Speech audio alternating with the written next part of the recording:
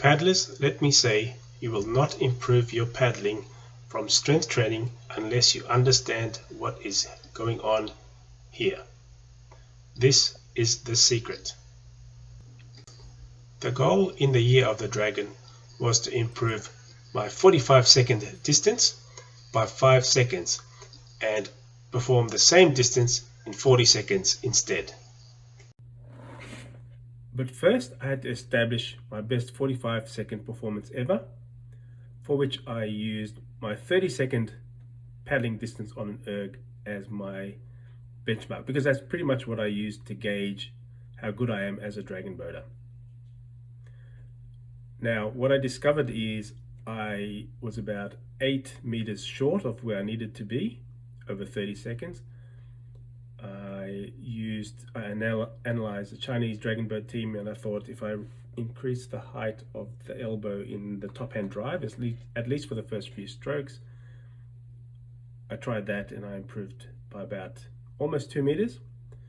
I then incorporated a bicep bend at the catch, because a study by Sarah Ho said that the bicep circumference was the highest correlate to dragon boat performance. And by increasing the strength of the bicep, I improved by just over 1.5 meters. So an overall gain of just over 3.5 meters. I still need another 4.5 to 5 meters to go. Now, how am I going to find that? I saw some pretty fast paddlers paddle with a wide elbow in the bottom arm, and I thought, that would recruit a few more scapular muscles and probably lead to a performance improvement. So I developed a method to try to train to improve the strength of those muscles first, and then I measured it on an erg to see how much it improved my performance. Despite a well-designed strength endurance program which allowed me to lift very heavy and sustain that over many reps, I did not improve paddling over 30 seconds. Let's analyze why.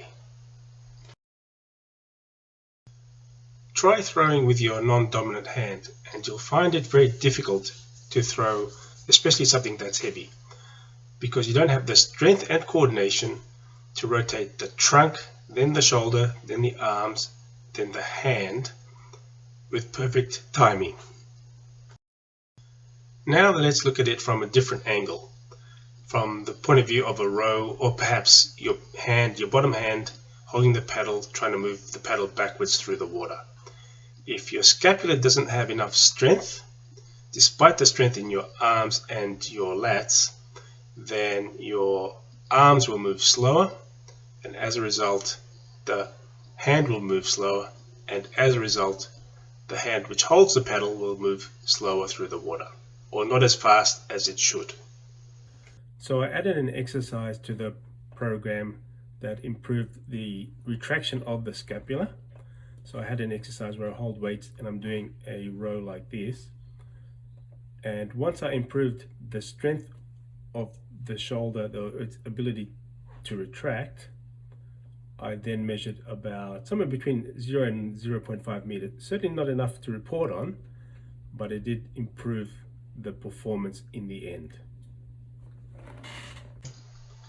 In the last video, I reported that I improved my 60-second paddling distance. I produced my all-time best as a result of a training program that involved chin-ups, wide bent over rows, plus that exercise I just showed you for the retraction of the scapula. Now, instead of giving you 3 exercises for your program, I wondered if there's one exercise that can produce the results of those 3 exercises. Another reason is that we may have identified a biomechanical gap in our strength and endurance training program.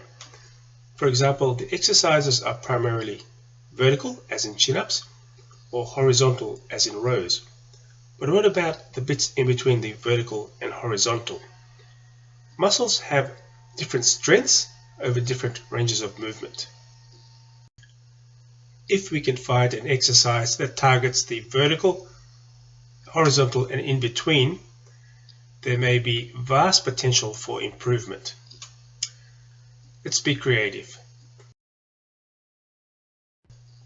In designing this exercise, I was heavily influenced by the fellow paddlers at Yarra River Dragons, who perform a lot of these very strenuous type of exercises. The goal here is to bring the shins to the bar. It's halfway between a chin-up and a bent over row. A cable pull-down exercise is also very good, something between a chin-up and a bent over row. However, I find the stimulus is not quite the same with a cable machine. This exercise is a lot more specific to dragon boat. The top hand is getting a much better angle of drive downwards. The bottom arm is also getting to pull downwards at the catch. However, the limitation of this exercise is that with the bottom arm, once the paddle enters the water, the force needs to be more horizontal.